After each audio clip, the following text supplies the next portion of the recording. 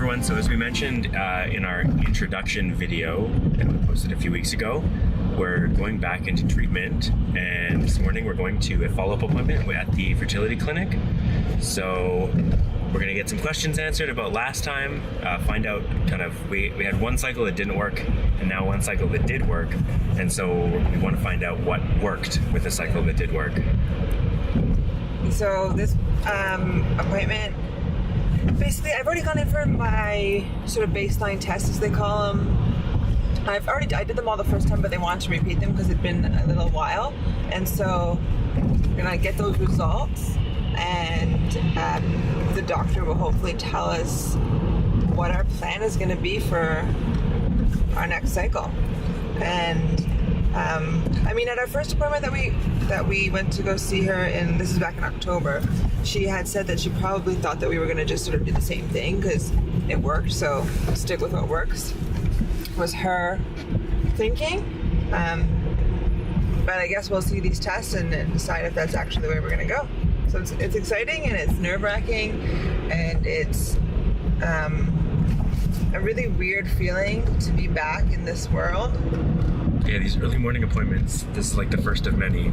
Yeah, well, I went for my baseline ultrasound test, and for those of you who've been through this, you know what it is, and for those of you who haven't, it's just a regular ultrasound. They basically just look and make sure that there's no, or if there are any issues in your uterus and like your ovaries and what your follicle count is and all that. And I was lying on the table, and like I said to the ultrasound tech, I was like, it's just a really weird feeling to be doing this again. It wasn't bad, like I wasn't sad, I wasn't anything. I was just like, it was just weird. I don't know how to explain it. It was just like, oh, we're back here again, and this is what we're doing again. All right, I guess this is what we're doing. So yeah, we'll see how this appointment goes, and we will update you when we're done. Yeah. All right. See you later. See you after the appointment. So we're out of our appointment now. We're just going to get some groceries, but I'm going to let Julia give you a little summary of what we learned from our follow-up. Well, we didn't learn that much new, I guess. There's all kind of things we had suspected or heard. Yeah. Basically, not much has changed from our last cycle. She is going to continue with the same protocol, which involves a patch and then a whole bunch of injections. Yeah, I think she said we're going with the agonist again. No, I think that was the first one. I thought she said that was... Okay, maybe antagonist then? I don't remember. They're all the same. The names are very similar and confusing. We're going to have to do a video once we actually like have the full protocol. Yeah. We'll have to do a video and talk about the go over specifics exactly of the protocol. what... Yeah, exactly. The only thing that was kind of a little bit surprising was that she decided that she wanted me to do an AMH test, which I'm not 100% sure exactly what it measures, but she said that it would give her more information as to how she thinks I would respond to medications. Some of my levels are a little bit different from the last time. The last time. Your FSH and your LH. She said the FSH and LH ratios had changed a little bit. Yeah. And so she said like it wasn't concerning in that she thinks that I'd have a harder time. It's just that it will inform her on my dosages of medication. Yeah. She doesn't want to overstimulate me or understimulate me, which obviously no one wants that. And then we go from there. So we went over, because in our first videos, if you guys haven't watched them, you should go check them out, because we kind of give a synopsis of our story so far. But we've done 2 IVF cycles. Our first one was not successful. Our second one was successful. So she's going based on our second cycle, obviously, because that's the one that was successful. And we get a decent number of embryos, but at our clinic, I don't know if this is the same clinic everywhere, same at every clinic, but at our clinic, they only freeze embryos that are like really good quality. So we had on our day 5, we had six embryos that made it to day 5. one obviously we transferred that resulted in our daughter, and the other 5 they didn't freeze because they were, I guess They were fair quality, I think, on their scale. They just didn't freeze them. And that's kind of how our cycles have gone, which is disappointing. And I thought it would be different. I thought because there's no problems with me, there's no issues with me. I'm young, according to them, like in the age bracket that they consider like not worrisome.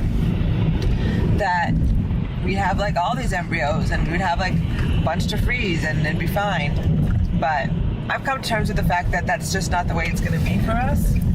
It seems to me, and I don't know if I'm just misinterpreting or like reading too much into it, but when IVF first was developed as a technology, you'd hear about people that like they would put in 5 embryos or 10 embryos. They just like put everything in and hope something would work, and so you'd end up with a bunch of multiple births. Yeah. But now the technology and the medicine has developed so much that they're really because it's such an expensive process, they're really only putting in the embryos that have the best possible chance of succeeding, and so they're not really having to hope as much anymore. And so we can put in the one best embryo, and that's considered a good result. Is if any single embryo is successful out of the entire group, then it's a success. So that's... Yeah, I mean, of course, that's what we want, right? We want one successful embryo to transfer, to implant, to grow, to birth. Yeah.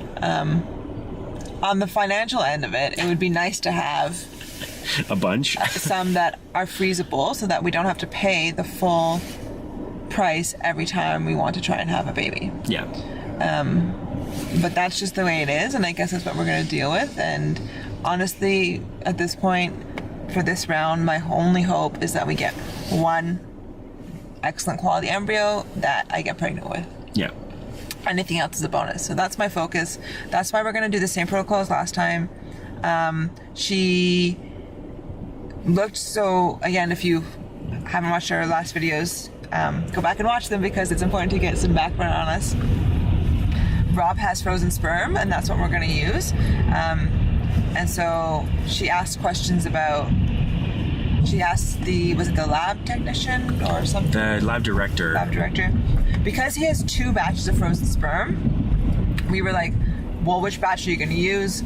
How do you know which batch is going to have the best sperm? So she's asking those questions, and she's going to let us know, I think. Yeah.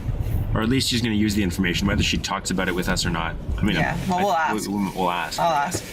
And then I'm going to get the results of this test. And then I guess we just go forward with it. Yeah. So it's exciting. It's nerve-wracking. It's scary. I don't know. It's hard to believe that I could be pregnant here in a few months. Yeah. A few months down the road. And I'm very much the kind of person who doesn't want to get my hopes up. And so I'll be like, oh, I could be pregnant. And then I'm like, no, don't think that way, because if you're not, then it's going to be horrible. And I mean, it's going to be horrible either way. Not if I'm pregnant, it's not going to be horrible. What I mean is, whether you get your hopes up or not, okay. If it doesn't work, it's going to be horrible. Yeah. Yeah, it will be. But I'm trying to be positive. I'm trying to say we did the same protocol as last time. It worked last time. It's going to work this time. And if it doesn't, then we'll try again. Yeah. Right? So, wish us luck, guys. Send us positive thoughts. And let us know if you have any questions. We're happy to answer. And we'll update you. We'll give you, once we have our marching orders, I guess, we'll make another video about exactly what protocol I'm doing. Sorry. And what that's going to look like. And hopefully you'll want to follow us along and see how this turns out. And if there's anything specific you guys want to know about, like, or want us to talk about, let us know, and we'll do our best. We're trying to be as open and honest with this as we can. I mean, it's not easy. There's some things I'm sure I'm not gonna want to share. I'm not gonna want to talk about, but I think that it'll be helpful for us to look back on it, and it'll be helpful for other people. Yeah. So we're gonna do our best. Yeah. If you're interested, I've been trying to get Julia to make a video about stopping breastfeeding, which she had to do about a month ago now. Mm-hmm. So if you want to hear about that, leave a comment, and hopefully if she gets a few of those, then she'll actually be in.